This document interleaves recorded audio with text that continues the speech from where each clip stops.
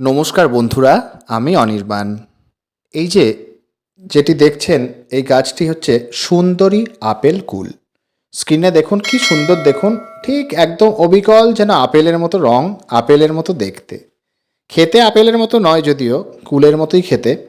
তা আপনারা কিন্তু চাইলে এই গাছ নার্সারি থেকে কিনে এনে আপনারা অনায়াসেই একটা বড় পটে ছাদ বাগানে করতে পারেন, কেটে ছেটে।